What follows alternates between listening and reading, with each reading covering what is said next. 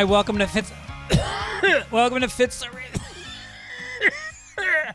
Little smoky here in Los Angeles. I have asthma, and I have gone through my inhaler in about 5 days now. I got it good. Obviously, Venice Beach. We're concrete. We are inflammable. Believe me, this place is parts of it have burnt down enough already. We're very lucky. A lot of people I know are not as lucky. I've got some friends that lost their houses. My son's best friend, not his best friend, but good friend. His whole family, 3 generations, lived in a house that burned to the ground. And it's, it's a lot of people in LA were house rich and paper poor. Paper? Money? And when the house goes down, it's kind of everything. It was people's retirements. It was it's just, anyway, I don't need to tell you guys, I'm sure are watching it on the news. Shout out to the police and the firemen who are doing an amazing job. Ladder 63 here in Venice. Talked to some of those guys today. They're working fucking 48-hour shifts. And of course, it's gotten politicized. Isn't that amazing? Isn't it exhausting? If you're one of those people that finds a way to politicize even a fire, don't you just get tired? Don't you just feel like, God, I have to add another layer to reality because I want clickbait on the internet, or I want to feel heard? Or I want to be a politician making a point because that's my job, to make a point no matter what. It's like, oh, yeah, it's LA's fault. Because they were doing an operation on a trans kid, and the blowtorch they were using to remove the penis caught fire, and it burned because the wind from all the vegans farting and the Palisades and fucking, what other stereotype do they have about us? All the thruple parties were urinating their vaccines out, and the vaccines caught fire. We just shut up for a minute, and just feel bad for these people, thousands of people that are homeless. And it's not all. Look, I know the Palisades. There's a lot of rich people. Steven Spielberg does not need my used Costco socks. I put a whole pile of clothes together to donate. And then I turned on KTLA, the local news, and they're like, yeah, we're good on clothes. We got clothes. Like, it's nice. Everybody wanted to pitch in. Everybody wanted to give stuff, but they need money. So I'll tell you later a great place to donate money. But for now, let's stick to how it's not our fault.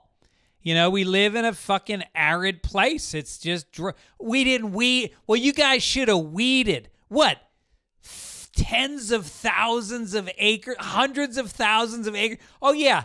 That's what I'm going to do this weekend. I'll cancel my gig at the Green Bay Chuckle Hut so I can get on my hands and knees and pull out dead weeds in the Santa Monica Mountains. Wait, shut the fuck up. We didn't weed.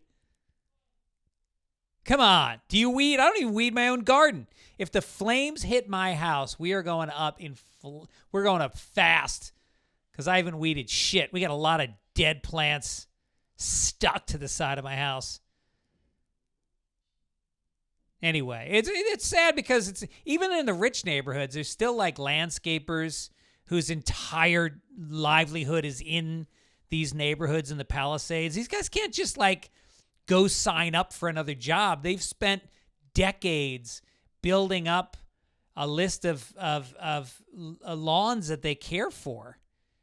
And now you've got hundreds of these landscapers. They can't just like go to another neighborhood and start poaching lawns. They're fucked. Housekeepers? I don't know. It's a lot. It's going to affect us for many years. And first of all, it's going to be a lot of years because I just put a new gate up on my fence, or 3 gates around my fence. And it took me about 4 months to track down a contractor that had time to put 3 gates up. Now, this was before the fires. Excuse me. Now, good luck with the fires finding a crew of people to redo tens of thousands of houses as we're deporting people, half the workforce. Fuck that. Keep them. I think that they should have a moratorium on deporting anybody from Los Angeles for the next 2 years. I'm going out of San Diego with some fucking wire cutters. I'm opening up the fence. I'm going to leave tool belts with hammers and saws. We need them right now, as we always have. We've always quietly counted on immigrants to do shit. Sorry, that's what I've sounded like for the last 5 days. Landed. Oh, my God.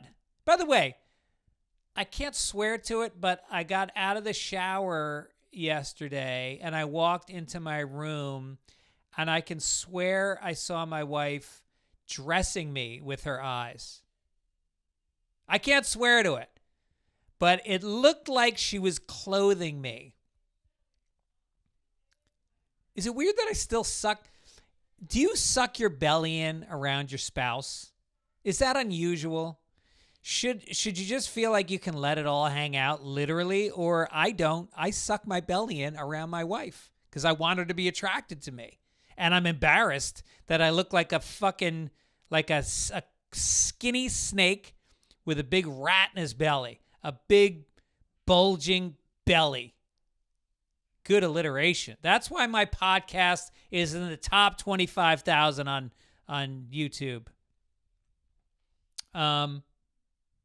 Yeah, all right, let's get to it. Just got back from South Africa. Literally, we landed. I don't know if I talked about this yet.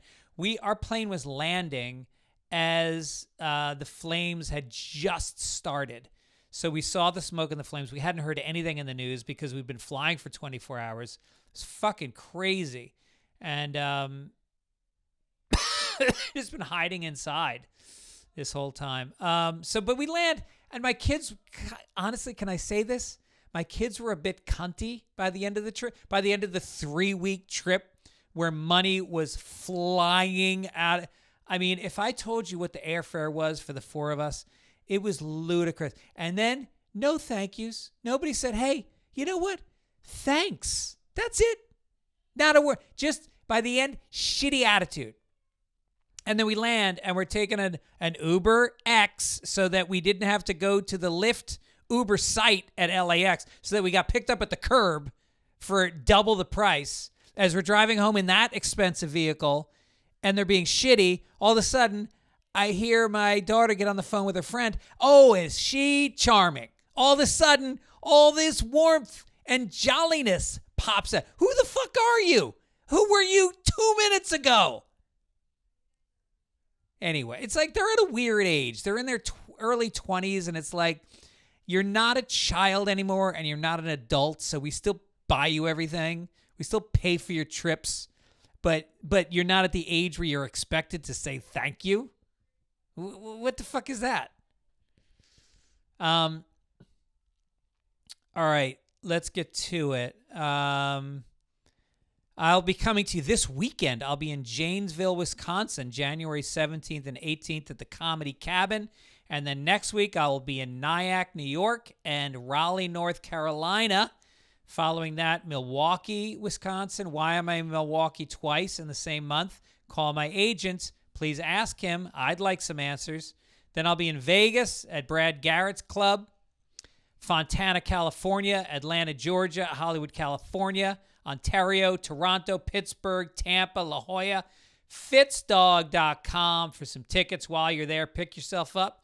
The Sunday Papers t-shirt, still available, all sizes. My guest, and by the way, keep in mind, my guest I interviewed before I left for South Africa, so it was a month ago. So if we don't address the fires, then understand it was because they hadn't happened yet. This guy's one of my dearest friends. We've known each other for 25 years, and he is just a quality human being and what you consider to be a truly good friend. You know him from his Sirius XM Satellite Show, What a Joke with Papa and Fortune, Come to Papa. He's on Wait, Wait, Don't Tell Me. He was on The Nick on HBO, The Informant, The B Movie, Jim Gaffigan Show. He's got a new special on Netflix called You're Doing Great. Not that new, in the last year. You're Doing Great. He's got a book out by the same name. And he's the best. I know you're going to love him. Here's my chat with the great Tom Papa.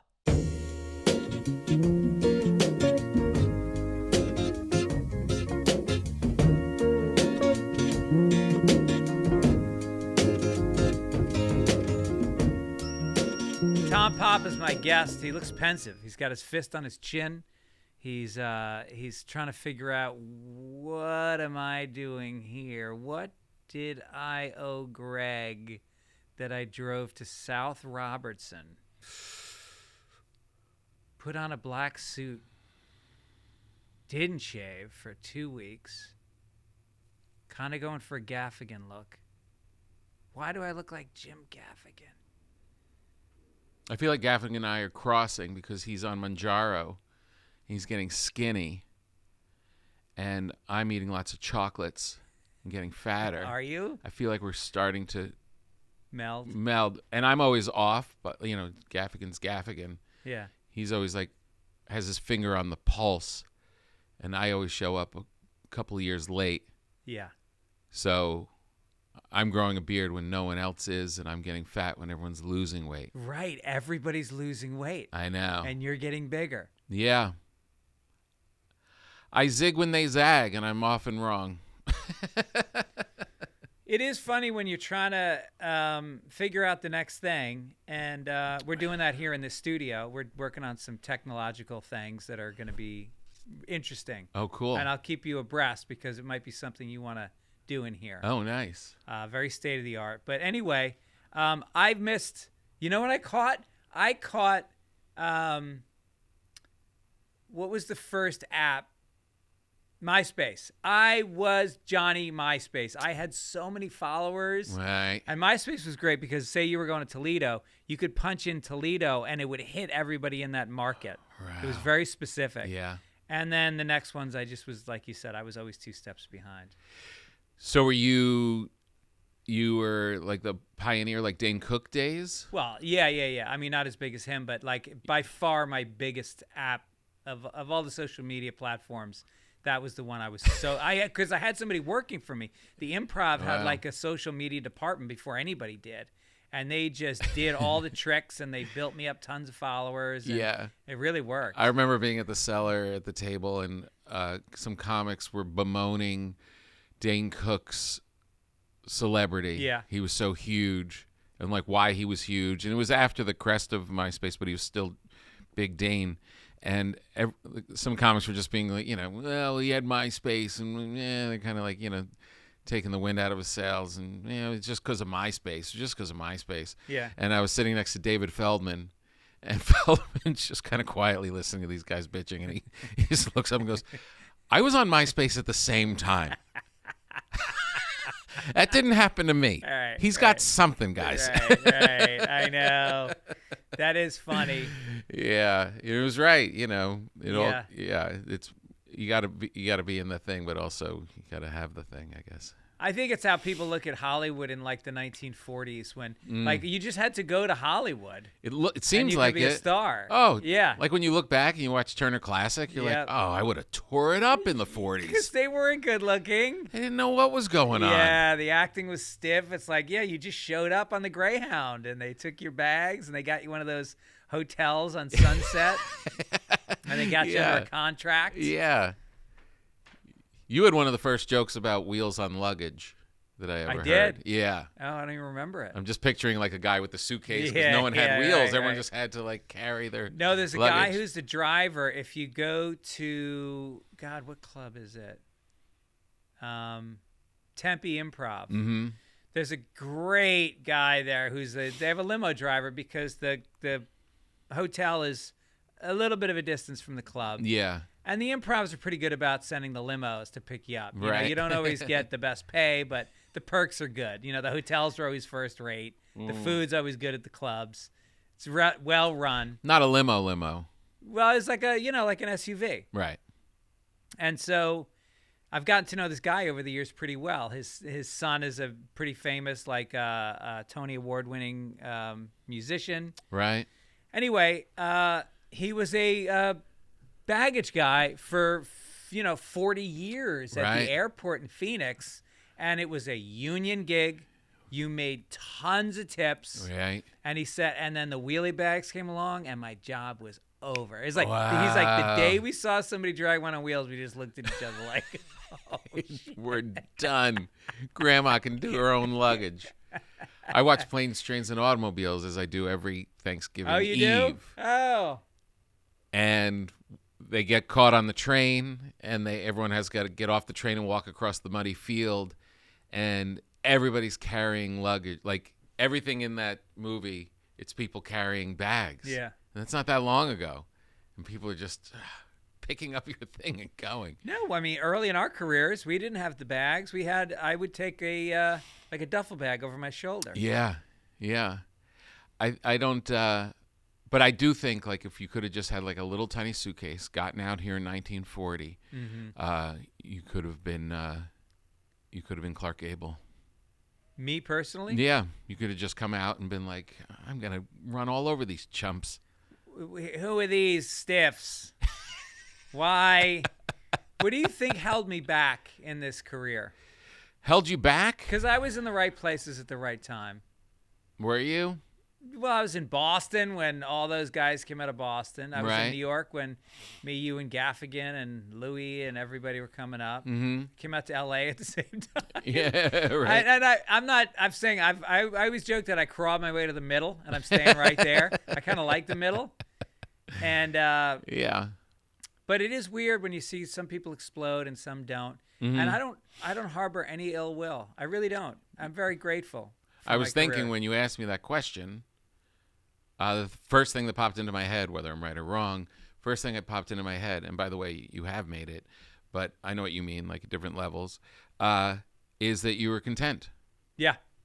You were happy. You built this life. Interesting. With this beautiful community and a beautiful family. Yeah. And pop up to the Comedy Store, do your thing, got your shows, got your pods, got all your great friends in the comedy community. Everyone loves Greg Fitzsimmons. Yeah. That's it. You did it. Right. And you were content. Yeah. And the idea of blowing any part of that up to get a little incremental bump in something, to do what? To be back, improve that happy situation you have? You just made my day. It's the truth, though, right? I love that. That's a really nice way to frame it, and I'm going to hold on to that. Yeah, it's the truth. Well, it's, Except for everybody loving you. There's a couple people that have a big problem with you. Dane Cook. For the most part. Because of my MySpace. I was right there with him. Yeah, no, it is true, and I see you in the same way. We chose to have families and to actually take them seriously. Yeah. To actually show up and do some parenting. Yeah. And it's nice now as they get to a certain age. Your daughters are out of high school, almost out of high school? One just graduated college last year. No! And one is a sophomore in college. No! Oh, so I didn't realize our kids are the exact same age. Wow. I always thought of you as having they were 2 years younger. No, and I always thought I was a slightly better father than you were. But when I see pictures of you, I think maybe it's wrong. But I always What thought, are the metrics on you thinking that you're better? Can you only one quantify thing? it? Yeah, only one thing. What? The one way I thought I was a better father was that regardless of how late I would have a show or travel, when the house woke up, I woke up. Oh. And I know that you would sleep in. That's right. When you had a late spot or a late thing, and I was like, yeah, I think I edge them out now. You got me there. Yeah. But then I see how much they love you and stuff, and I'm like, well, maybe it didn't matter. Maybe I could have slept. You could have slept. They weren't happy to see me in the kitchen at that time. Maybe that's the next of your. That's your next memoir. I could have slept. I could have slept in. I think the kids. I mean, you see all these kids that grew up to use an extreme example, like children of the Holocaust, who end up. It was always City College in New York that they went to, and then they got a law degree. And then they fought in the war. And then they, Yeah. And they built these lives out of trauma and somehow raised kids that were good. And you just go like, kids will thrive as long as, to me, give them consistency. Yeah.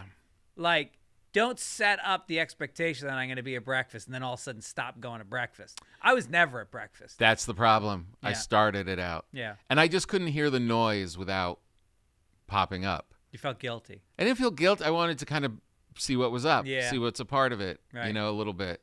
But, you hear stories of the generations before us. Kids like left home at 10 and just went out into the world. Yeah. I The read suitcases with no wheels. Mark Twain left when he was 14, Yeah. 13, Right. 12 maybe, Uh-huh. and never went home to see his parents again. Right. Never went home. Mm-hmm. Out in the world, you got to, all right, let's go. Yeah. Like, I think your kids forget like even seeing them at breakfast. If they had just took off, they would have been fine. They would have been fine. And, there is a big argument about the kind of parenting that we did with our kids, which was very like almost led by them. Like we support them. We try to allow them to take the form that they're going to take organically and Yeah. not try to push them into anything or shame them or push them too hard. Mm-hmm.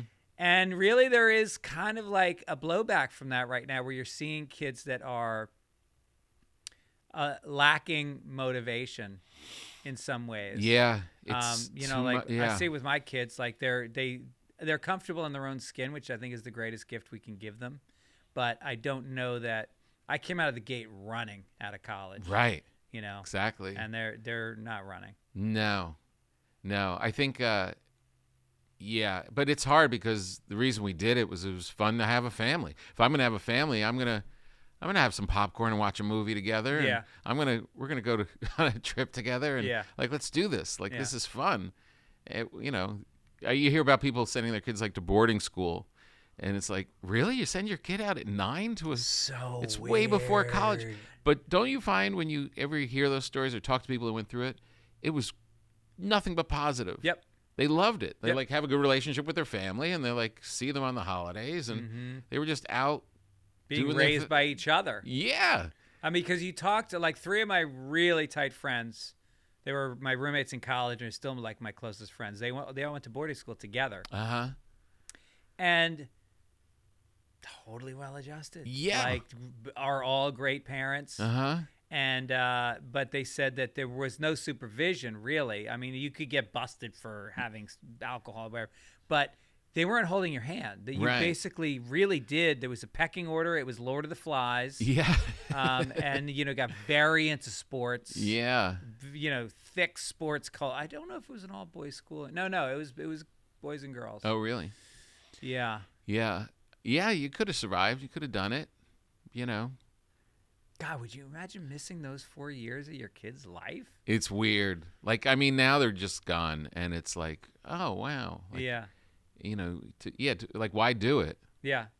Just to see them on the holidays? Yeah. You know what I mean? It was like those years they're great, and watching them grow, and all of it was so Is Angelina cool. back at home? No, she's living in New York as a person. No. She assistant directed. I directed Dave Hill in his new off-Broadway thing, Caveman in a Spaceship. Yeah. And she worked on that. She was an assistant No on that. kidding. And then she's got an ad agency job, and she's doing what we did. She's building her tribe and finding her way. And Amazing. grown up in New York. Wow. Yeah, my son's moving there in June. I think every kid should live in New York for at least a couple of years. Yeah, it's so great. It just tightens you up. It gets rid of the fat, and you have to learn how to get your dry cleaning and then get into the subway and then pick up your dinner for the night at the you don't shop for the week at the grocery store. Everyone's hustling. Yeah. Everyone's hustling, and it's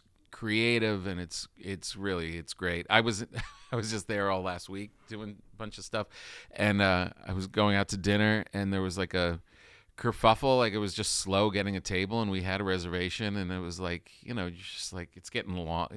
It's like I went up to the hostess and was like, let me see if I can pressure the situation and make a move and get my table. Right. And she kind of just dismissed me pretty quickly.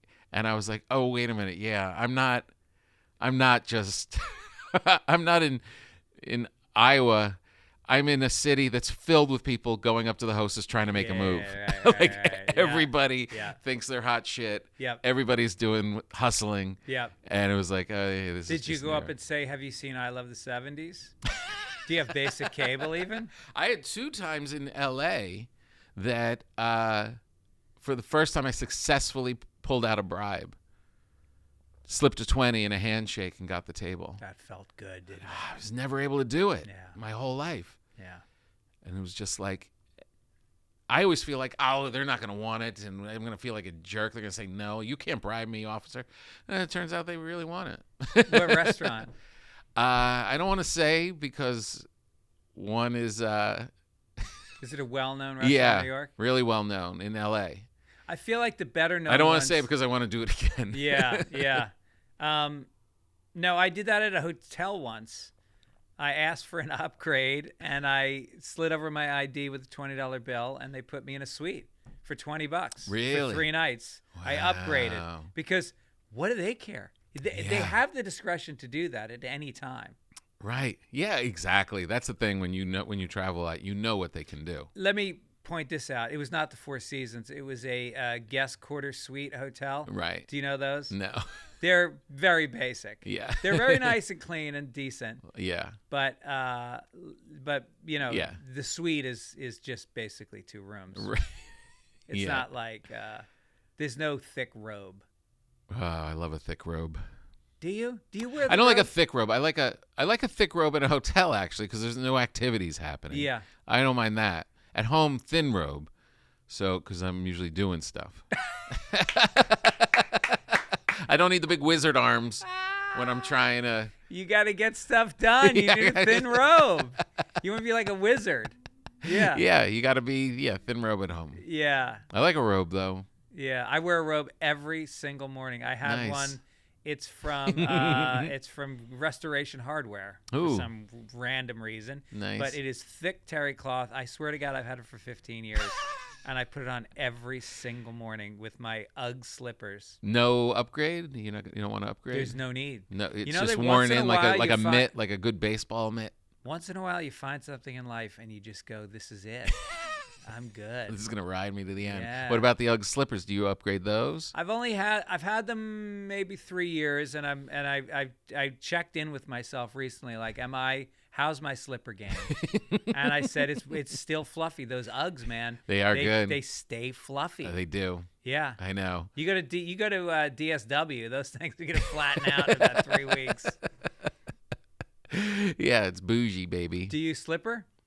Yeah, I just have been starting to slipper. Ugg slipper. Really? Yep. Okay. And I think it's been 2 years, and it's Christmas time, and I dropped it might be time to re-up these because I don't need anything or want anything Yeah.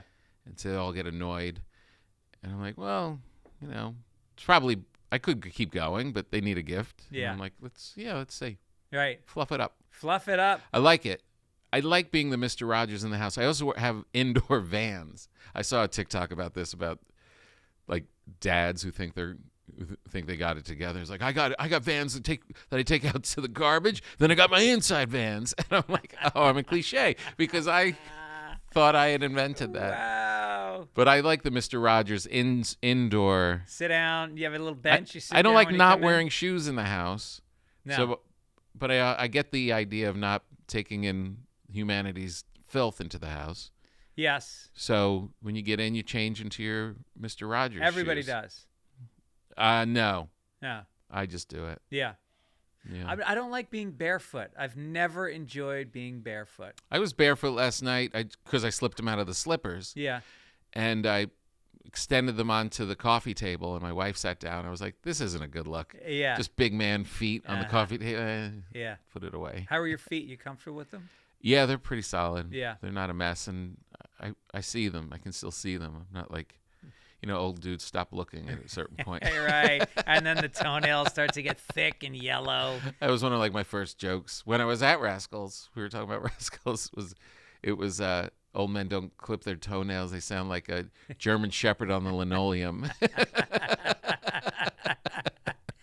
Oh my God, I my just don't wanna be fathers were that. so bad. They started to like curl into a straw, and I was just like, dude, I know we're the only ones that see your toenails, but even for us, it's like nauseating. Or just for yourself. Like, Yeah. how can you handle that Frito thickness, Yep, orange thickness on your own feet? yep, I know. At a certain point, they just don't care.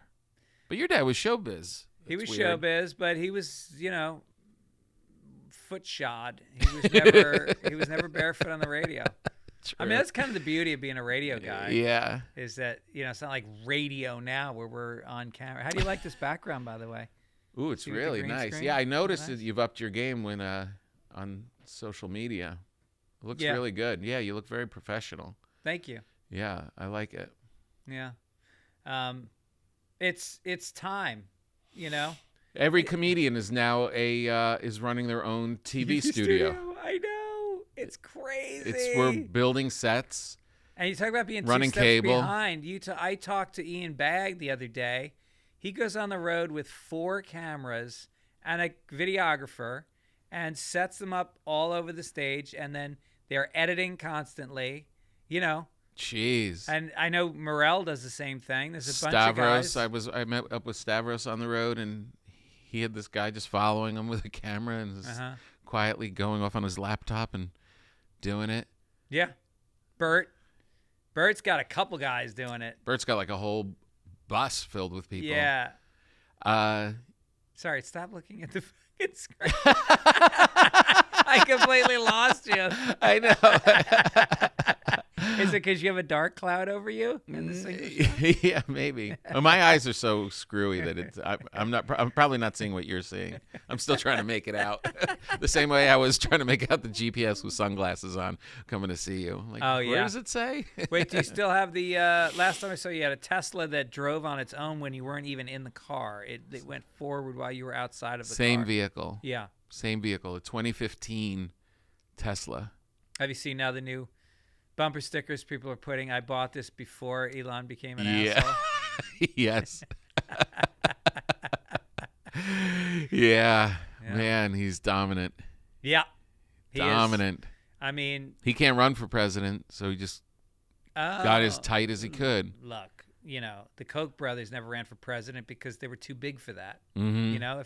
If you're really pulling the strings, that's a sucker job. President, Yeah. total exposure all the time. Yeah, forget it. No, the No. power brokers are way in the shadows. I was in a Lucid. My friend was trying to sell me on the Lucid. What's that? It's the electric car that was built by one of the original Tesla guys. Uh-huh. And the company's not doing that great, but the car is beautiful. Really? Beautiful. Wow. I just feel like I have the Tesla to me is like an iPhone that still works. Uh-huh. And yeah, I hear there's improvements, but do I really need to re-up? Right. You know? So you bought it. You didn't lease it. I bought it. Good for you. I did a game show and took a portion of the money and just online just bought the Tesla. Yeah. And it felt so insane. Wow. And Did they deliver it to I your still house? get in it and get very excited. Yeah. I get very I still feel like I haven't paid for gas since 2015. That's amazing. Yeah. I mean, it doesn't have like even the mirror alert that someone's in the lane. Oh. Like that's how early it is. You Yeah. know what I mean? Uh-huh. So there's definitely little improvements, but I've had not one problem with it. Like a door handle I had to fix. I put new tires on it. Other than that, the thing it's great. And I was always out there just like my nephews would be like, dude, that guy. And I'm like, he is changing the world. Yeah. There's no electric cars without this guy. And Yeah. SpaceX. And now they see me and they keep peppering me like, dude, this guy. I'm like, yeah, I know. But I'm paid for gas since 2015. Yeah. These rockets land themselves. Yeah. It's almost like a 1950s marriage where the guy was like a football star. Yeah. And then it's like 20 years later and he's fat. And the wife is going, no, I love him. He Pays no attention, never takes her out. He's the same old Don underneath. Yeah, I know. It's complicated. The world's complicated. It's very complicated. Relationships are hard to keep together. Yeah, I think being married for 25 years is like one of the only things in my life that I go like, all right, I believe in humanity because if we could stay together, and we're kind of meant to be together, but long relationships can exist. I look at my dad had friends, childhood friends. And, I think that those are the things that you can't replace. Like now we're getting to that age where for the first time I checked my Social Security payout for when I retire. Really? Like I'm starting to go I have a stockbroker and he's like, all right, it's time to start planning your retirement in 10 years or whatever. Wow. And then you think about like moving, like everybody goes to Florida when they move. And all of a sudden you're with 100 new old people that you don't know. Like that's I live in a neighborhood where I know everybody. I'm staying right there. Yeah. It's old friendships. That's the key. It is the key. I just had my annual Christmas dinner when I was in New York.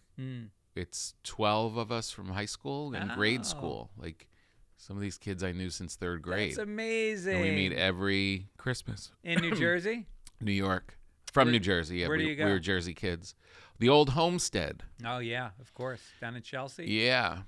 We got a nice little room. And but yeah, it's beautiful. Yeah. I mean, it's just amazing that we were, and it's not like people you kind of want to see. It's like these are the best people on the planet. Yeah. I just love these kids, and I know them from forever. Yep. It's really the best. Just in the same rhythm. And, yeah. It's just like family. It's literally like family. And the best part is, like, I have friends like that. Like, I just got together this summer with two of my best friends that I've known since I was this big.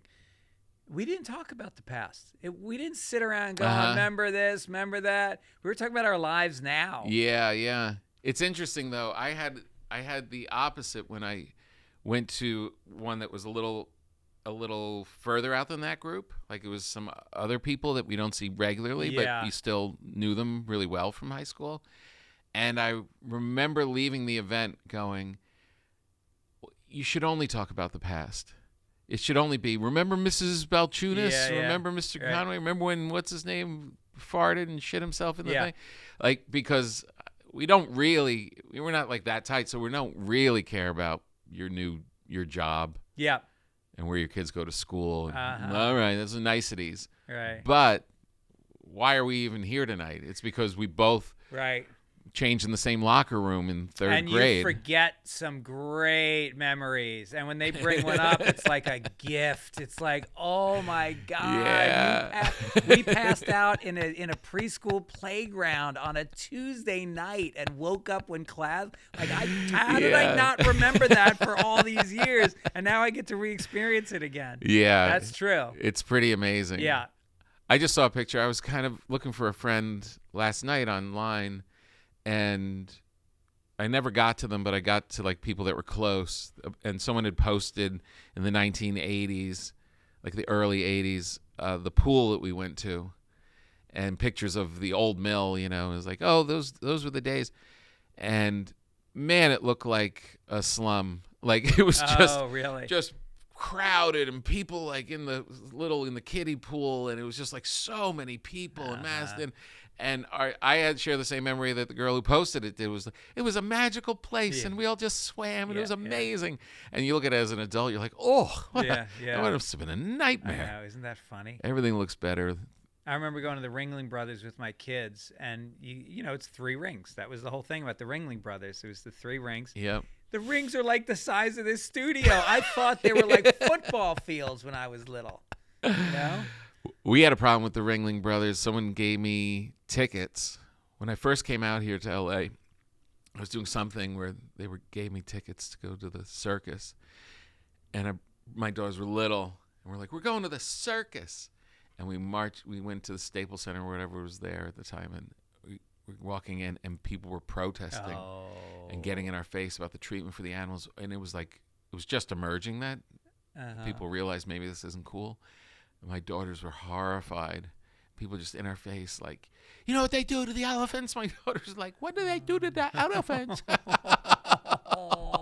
It was like one of my first show business hookups, and we were like dealing with the devil. Wow. Yeah, it was terrible. I bought him one of those lights that you twirl around, and they were okay with it. Let's go back to your friends, because I've been kind of like thinking deeply about male friendships recently, because so like every movie and TV show is about romance. It's a guy and a girl. And then a lot of times it's about two chicks having a friendship. But male friendship isn't really explored that deeply. And I think in a way we're dismissed. I think our friendships are minimized when they're actually, I think, just as complex as female relationships. They may not express it, but I think that there's undercurrents that are very strong and different emotions that go into it. Like, how would you describe your closest friendships with guys? Yeah, they're like brothers, and we'll talk about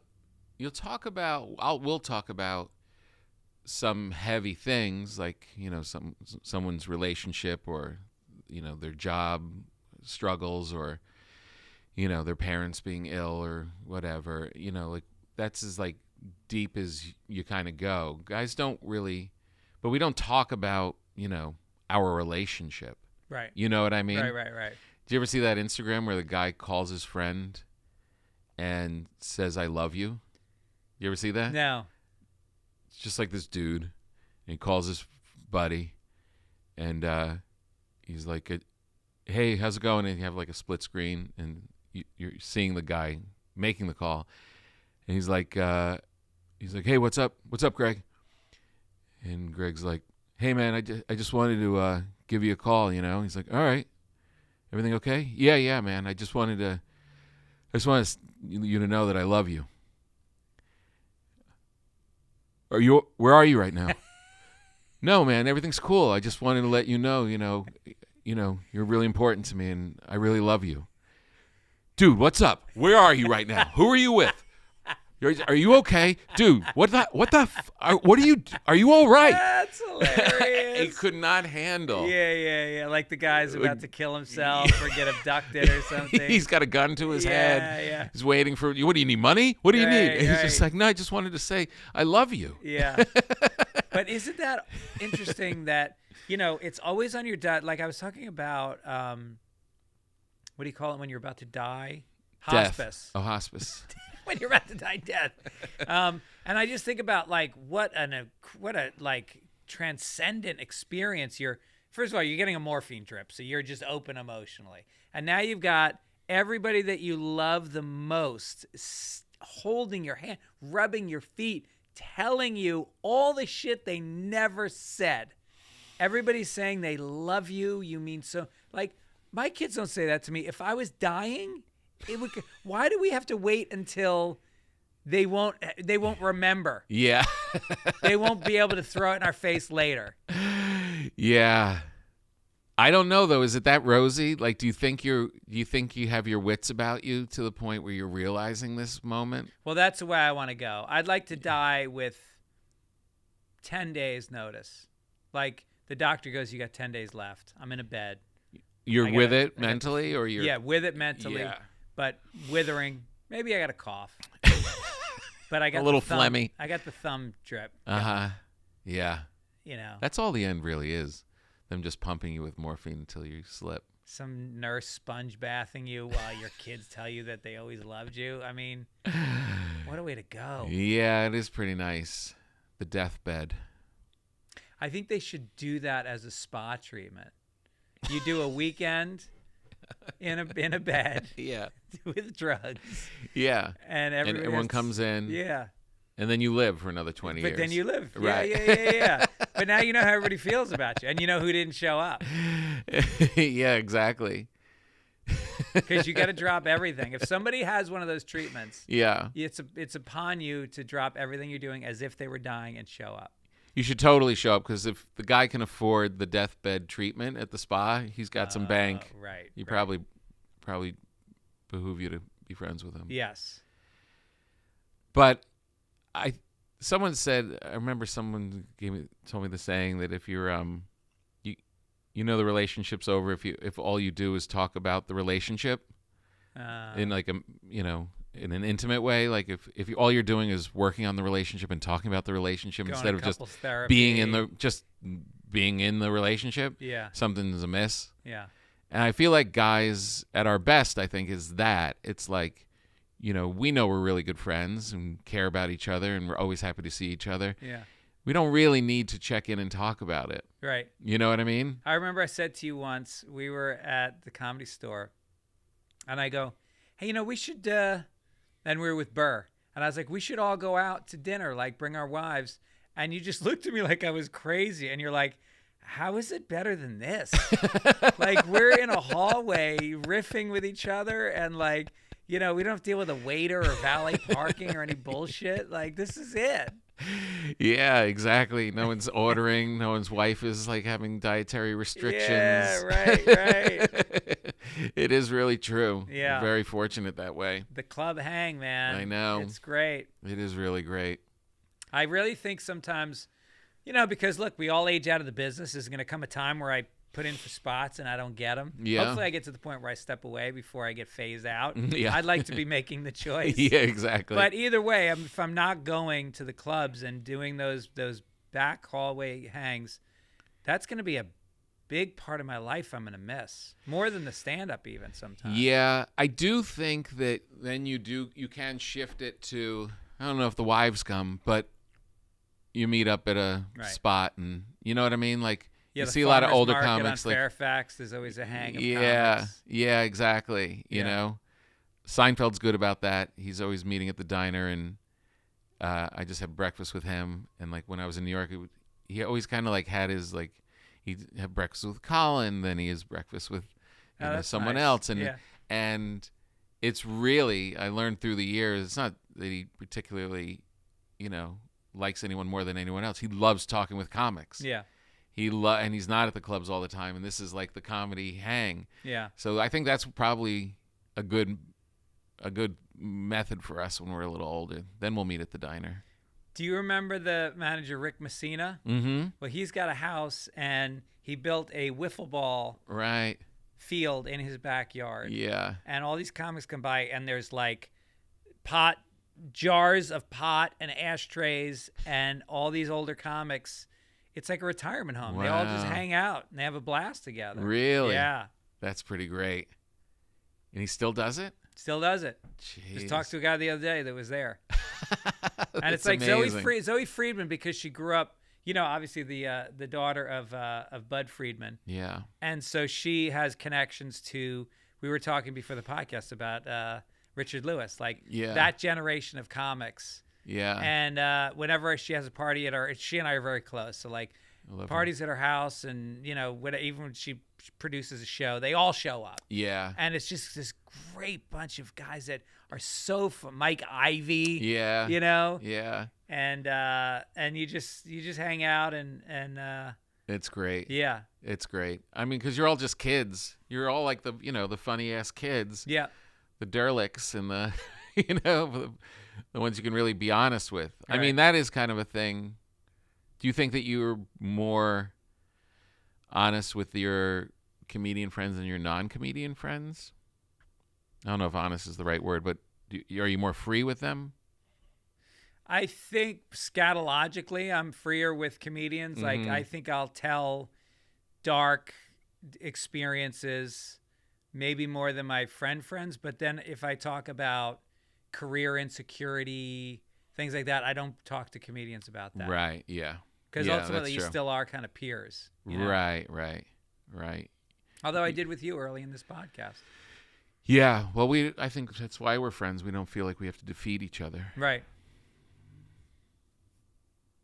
Who was your person coming up that you were competitive with? I think every comic had not bad. Like mine was Jeff Ross, and we're dear friends. But he was always the guy that I watched. Like, why did he get Letterman? I should get Letterman. Yeah. And then you grow to a certain age, and you both go, oh, we're just journeymen, and we've shared this together. Yeah. But it's a really healthy drive, I think, sometimes. Oh yeah. To have that person. Mm-hmm. Did you have that person? Was it Gaffigan? Well, yeah, Gaffigan and Geraldo we were all kind of like started at the same time, so it was we were keeping like Gaffigan started out getting like tons of commercials, beer commercials, and we were like, why is he okay? So I got to hustle up and yeah, do that, and then you'd get like I don't know, something on Comedy Central, and Geraldo would be like, wait, how did you get that? And then Geraldo blows like, so it kind of like healthy, yeah, you know what I mean? Healthy, not like that always that I remember Geraldo when I first got a TV pilot, and I went out to dinner with him and his wife and Esty and Manny, I think, from the Cellar, and we all just went out to like celebrate. And I remember Geraldo saying point blank, I know we're really good friends because I'm so happy for you. Wow. You know? Yeah. Because even your closest, there's always a little bit, there can be a little bit of a, good for you. What's wrong with me? Why didn't I have a thing? And he was so genuinely pleased that I had taken this step. Yeah. And I really kept track of that. I do still keep track of that. Mm-hmm. Like, and you can tell even like on social media, it's almost like a knee-jerk reaction when you scrolling through and you see someone do something. You're like, yeah. Really? I know. Yeah. Right. You know. But I do find like that is obviously it's petty, and it subsides the older you get. Yeah. It also because you found your way, so you can be more generous with your emotions. And I don't know if when you're younger, there's like this thing like, you're in a good place, you have this, good career and nice family, you've done it, you've money in the bank. It's like you're doing it. And when you're younger, you're a little more like, cutthroat and trying to do stuff and whatever. I don't think that's necessarily a bad thing when you're young, because you have to work so hard to find your way, as long as you're not, really spiteful or that kind of thing. But I think a little fear of failure. Yeah, and maybe it presents itself in like slightly ugly ways and when your own thoughts or whatever. But you gotta, the fear of failure, the drive, am I working hard enough? Jealousy, and I think it forces you to, like you hear about like Michael Jordan after practice, after working out, he was the guy still on the gym floor working on his step into his pull-up jump shot, trying to cut an inch from the side step, and I think the comedy is like that. I think if you want it bad enough, you will tape every set and you will listen to every set with a pen in your hand and you will cut a word and you will and then you will show up at that club that doesn't let you in and hang out at the bar. Like you will humiliate yourself and push yourself past all points of comfort. Yeah, oh, absolutely. And I see comics that open for me sometimes and they're drinking. Yeah. They're getting high before their set, and I just go like, dude, this isn't a party. This is your workplace. Right, exactly. And that's when you start to become successful, is when you or make your way, when it's just that. For me, it was when I put the blinders on and didn't watch anybody or care about anybody, and it was all about the pen in your pocket and the writing and the getting sleep and all that. It just became the craft or the doing of the thing. Yeah. Not the scene. Right. The scene can wreck you. Yes. It can wreck you because what is it? It's just emotions and emotion prompting. Yeah. It has nothing to do with the work. Yeah. That's why when you find people who are really dedicated, you stick around them. Yep. It's like that example. It's like, who's a better example of, writing their ass off than Gaffigan, and he was always that way. So then you kind of like pick that trait up. Yep. Yeah, I was like that with Attell. I would see Attell go up with new stuff every night. I'd be the embarrassment of going up in front of people you respect. That's what's great about the Cellar. Yeah. Is you could see the comics in the back hallway watching you.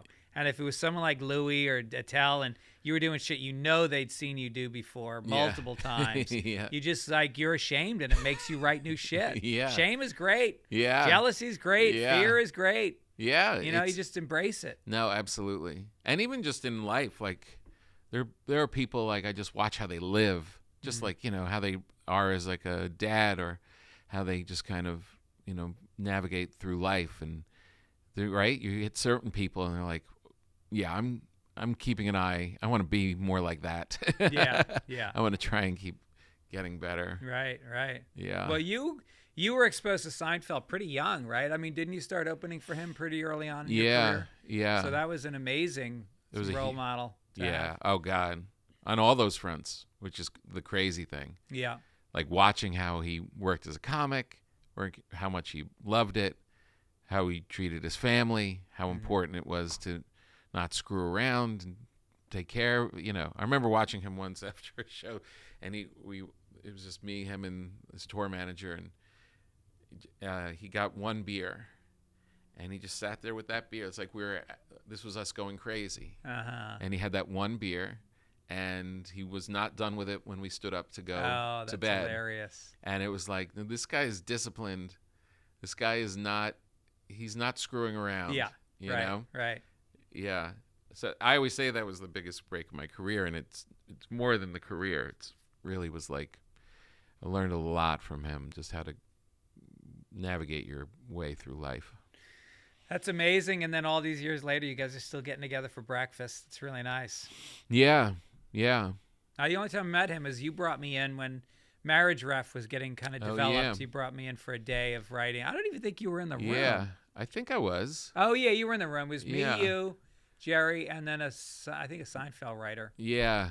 And, And we good thing you got out of there. Got out of out of the Marriage Ref. You got a couple years out of that, right? Yeah, we had a couple of years. Yeah. It could have been really huge, I think. It's crazy that it didn't go longer. It was this kind of bright, it was like a bright feel-good, but it had an edge because you had comedians on it. Yeah. But it was also kind of just like a really positive TV show. It was it was too many moving parts, I think, ultimately. Oh, yeah. And the first year it was like overproduced, by a couple of people who really were problematic with the network, and all that stuff got in the way, of course. And then it also became very celebrity driven, like because it was the first year was like all Jerry's, pals, and then we quickly went to like who can we get? And you had to book 3 people every day, and there was a lot of moving parts. But at its essence, the idea that you could have a show about married couples are going to fight. They're never going to solve it themselves. You need someone from the outside to be the ref and say, give me your case. You're right. You're wrong. And that's the only way to end a marital fight. Is brilliant. Yep. And that was him and his wife's idea. Yeah. And that is, in its essence, that is so simple and great. Yep. And married people love that part of it. You probably could have done the show without even the celebrities in a way. I don't know. There's a lot of moving parts, like I said. Yeah. But it was fun. Yeah. It was definitely fun, but it was tumultuous also. Yeah, I think that, TV shows, it's like lightning in a bottle when something works, just because the concept is perfect. On paper.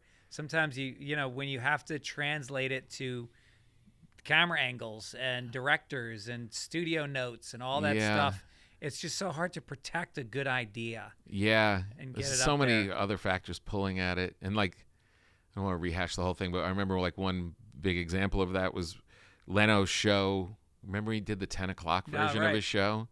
And then that crapped out, and they needed to put something in that slot. 10 o'clock, right? 10 o'clock. And we thought the show was going to be on Sundays at like 7, which is like married people. Let us find our way and figure out what the show is. Right. And then his show crapped out, and they sold us Seinfeld back on Thursday nights. And it was like, Jerry's back. Comedy's back on Thursday. And we show up with this show with couples, and we don't know how the rhythm of it. And we're like, and people were like, okay, here he goes. And it wasn't Seinfeld. And people were like, I don't know about this. We didn't have time to grow. They just put the light on it. Yeah. So you never see those things coming. And it's so interesting, like you're way back to when we were talking about, finding your way in your career, how little decisions have big impacts, right? Yeah. Like in your life and in career and just even on a show, like just going like, I mean, the studio says it's a great idea. They really love it. They're going to back us up with a lot of advertising to say Jerry's back. Seems pretty good. Yeah. And you're like, that's probably a bad move. Yeah. Because you don't have the experience to know how that can go wrong. Whatever they're Like, I remember you and I have had development deals when we were young comics with no acting chops, no writing chops. Yeah. The only thing we knew about sitcoms was the ones we'd watch. And all of a sudden, we had a deal to co-create a half-hour sitcom. Yeah. And I go like, I don't even have final draft. I don't even know how to, the structure of writing it. And all of a sudden, you're like, creator of it. And so obviously so few of those went right. I mean, I know you had a show. Was it Come to Papa? Uh-huh. Geraldo had his show get on the air for a minute. Yep. Everybody did, Tom Rhodes. And it was like this pipeline of Montreal Comedy Festival, development deal, and then prime time network sitcom. And none of us knew to say no to this, no to this, no to this. You don't know. You don't know what writer to get paired up with, to write it with. I always said that it was you have to learn it and be great at it at the same time. Yeah. Which is really next to impossible. And whenever you hear of hit shows, there was always a little magic behind it. Yeah. These things that happen, like this break or this person or this thing, or it was almost canceled and then it was rescued, and like there's a thing happening around a project, and the opposite can happen too, where all of a sudden a lot of gremlins show up and things just start going wrong. Yeah. It's difficult though, because it's that fine line of like grabbing onto the steering wheel and getting it done, and also letting it go and realizing that you're not really in control of all of it. It's knowing which parts you can be in control of. Because at first you don't know. No. I mean, when you look at your stand-up, like, you are Jordan now. Yeah. Like, you know where to put the work and where to put the time. Mm-hmm. Compared to when you first start, you're just like, going at it. Impressions. You're like, I don't know what I am. Just going 100 miles an hour, spending time on the wrong things. You're like, or like worrying. Like, I really remark on how I used to show up at the club and be like, why are they going long? Why are they going long? Yeah. And now it's like, I don't care. Doesn't matter. You can do whatever. Getting I'm here. By somebody. All right, I'm whatever. fine. Yeah. It's all gonna be fine. Right. But you don't think that when you don't know the experience. All right, let's get to fastballs with Fitz. Fastballs with Fitz. Do you have a theme with it? That's it now. Fastballs with Fitz. Cut it. All right. Who's the worst opener you've ever had? Back when you didn't bring your own opener or feature, was there ever an experience where you had somebody where you're just like, what the fuck? No.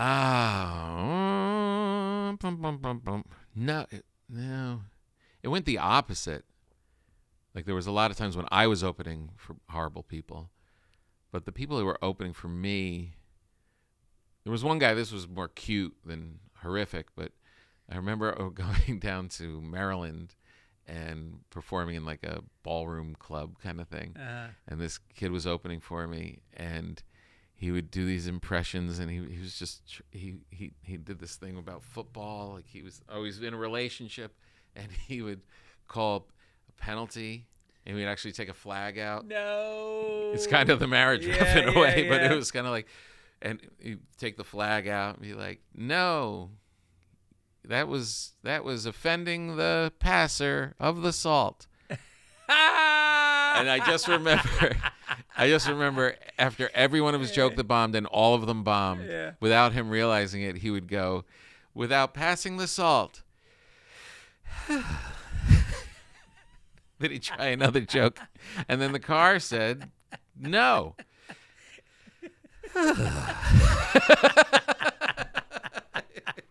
But he didn't know he was bombing. He had no idea. He knew he was bombing, that's how it felt. but he didn't know he was vocalizing that. He didn't. Oh, I see. Every joke ended with a. Oh, that's great. And he had no idea. That's great. Yeah, it was sad. Who do you want to give your eulogy when you die? Oh my! To give my eulogy when I die. Oh man. That's a tough one. Fastballs with Fitz is not a walk in the park. Do you have to swing right away, or you can watch the pitch? You can take a pitch, and I can give you a different one. No, I'll hang in there. Impossible. If I I would say my buddy Lou, because he's the most. He's not a comic. I think it'd be bad at your own funeral to have a comic out headline you. That's true. I like that. It's kind of weird. Yep. And while comics would write something great, it's going to be a little bit of them in there. I'd like them to come give some follow-ups.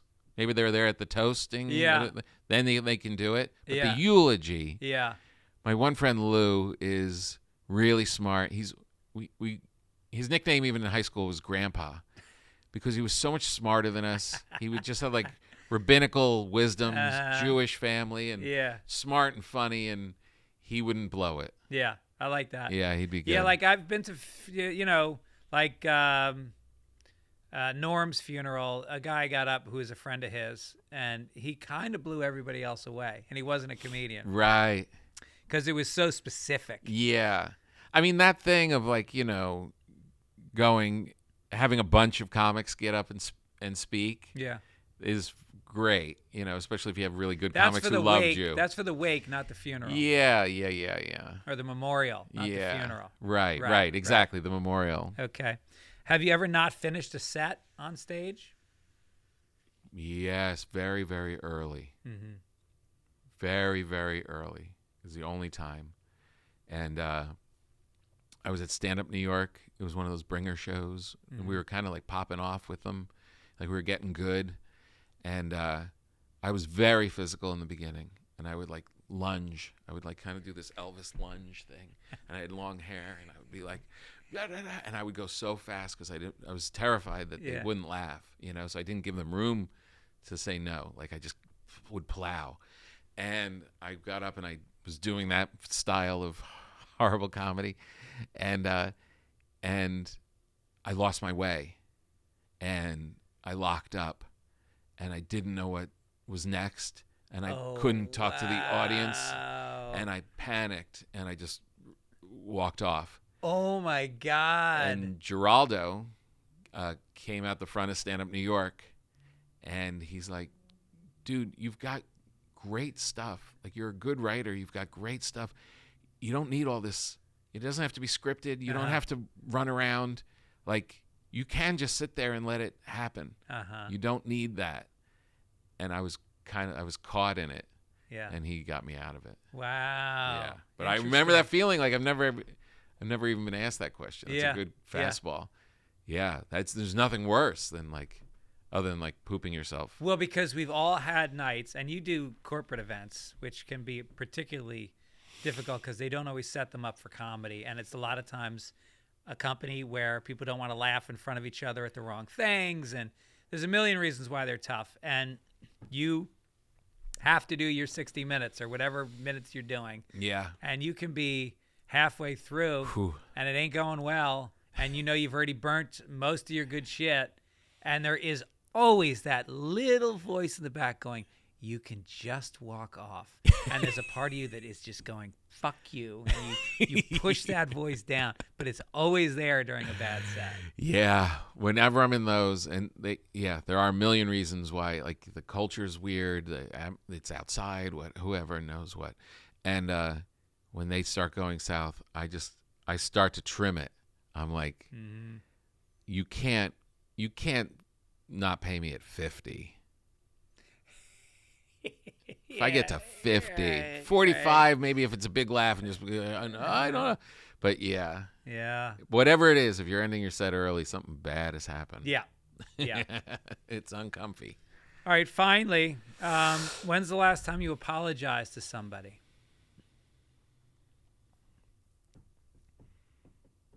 The last time I apologized to somebody would have to be it was a comedian. It was like as a more than like just a little thing. Yeah. I think I can say it. Okay. I Kira Sultanovich, we love Sure. Kira. I know she opens for you sometimes. Yeah. San Francisco, she opens for you. She's one of the funniest. She is the most underrated comic in town. She's a powerhouse. Yeah. and great person. I adore her. And she's got a great family. I just love her to death. And we were doing my podcast and my Breaking Bread podcast, and I was going through this flux where I wasn't able to book people, and I was like, maybe I was booking it myself, and I was like, maybe I should just me and Kira will just hang out, and we'll just do it like a radio show, and people at home get to know the gang at the radio show. Yeah. And it wasn't really working, and then I ended up with really good guests, and she was kind of like still with me, like interviewing some of the guests, but then that form didn't really work. It felt, it's smaller, more one-on-one like this, and I didn't understand what was going to be the new form of the show, but I started just going one-on-one and not including Kira, right? Like, because it was changing, and in my defense, my small defense was that I really at the time did not know what the show was and what was going to be, right? And in that time of not knowing and not figuring it out, I neglected to keep her in the loop, right? And all of a sudden, it became very clear when we saw each other again, like I had just let her dangle. And I felt terrible. I just felt like, oh yeah, I've been in those situations where you think you're doing something, and all of a sudden, like, it goes away. Yeah. And I had to really own it and apologize to her, because I really do care about her, and I completely understood that I was 100% wrong. Well, yes and no. I mean, things morph in this business, and you're not always even aware that they are as they're happening. Yeah. Until it's all of a sudden, you can't always keep everybody up to speed all the time. Yeah, and especially when, all of a sudden I was using a booking agent that was helping me, and it was just going this way. And I always truly in my head was like, and then where does Kira, and then what are we going to, like, are we going to do like a side thing? Are we going to, it was always present in my head, and still is, like, we're so funny together. I was like, we could do something. Yeah. I was still always thinking we could do something. And while I'm thinking we could do something, a month and a half has gone by, because you run these things, you get ahead, and before you know it, you've got a month and a half of shows, and she hasn't been included. Right. But I should have, and I'm not great at that, of like keeping people completely in the loop. But I didn't really know what the loop was. Yeah, no, you're also doing 8,000 things, and it's hard to communicate with everybody all the time. But the bottom line is, I could have done better and hurt my friend, and I was like, I had to sit down and be like, face to face, I have to apologize. Right. Nice. Okay. Yeah. That's classy. I like that. Yeah, and now we're friends again. Yeah. All right, we're going to go out and plug. Oh, my God. You are hitting the road hard, my friend. The Grateful Bread Tour. Is it really? Yeah. I love it. That's great. Yeah. Grateful Bread Tour is coming to you in Cleveland, Steamboat Springs, Aspen, Seattle, Atlantic City, Grass Valley, California. That sounds like a nice place to live. Yeah. Santa Rosa. My daughter lived up there for a minute. That's where Charles Schultz is from Peanuts. Really? Yeah, he's got a museum up there. Whoa. If you get a minute, were you a fan of Peanuts? Of course. Dude, go to the Charles Schultz Museum. It's got all the cells up. Really? Posters. It's got his workspace where he did all the drawings. Wow. It's amazing. Is that where he pumped them all out from there? Yep. Wow. Yep. Biloxi, Dallas, Houston, Honolulu, Flint. Wow, you're Honolulu to Flint. Is that a direct flight? Chicago, Madison, Portland, Thousand Oaks. Woohoo. There's a nice one. You get to sleep in your own bed at night. Mm-hmm. Easton, PA, New York City at the Beacon Theater. Beacon. Dude, that's amazing. It's Congratulations. A good one. Yeah, big one. Have you that done it one in the before? Chicago Theater, my first time doing both those big venues. Yeah, that's a big one. I did Town Hall. I've never done the Beacon. Uh-huh. Nice. Yeah. Atlanta, Clearwater, Santa Fe, Lafayette. It goes on and on. If you go to tompapa.com, PAPA.com, you will be able to get tickets And also don't forget his radio show on Sirius XM, What a Joke with Papa and Fortune. And then what's your other podcast called? Breaking Bread. Breaking Bread. With Tom Papa. Right. Yeah. Okay. Good. You were just on it. I was. We had a blast. It was fun. Yep. And thanks for having me here. I can't wait to see what the new version of this is going to be. Yes, we'll keep you posted. Yeah. But it's going to be, we'll finally not be 2 steps behind. Yeah. No, by the time because you have a human working with you, it's going to be all AI. Everyone's going to be doing them for free. Yep. It's going to be you'll always be behind. Good. All right, thanks, buddy. Thanks.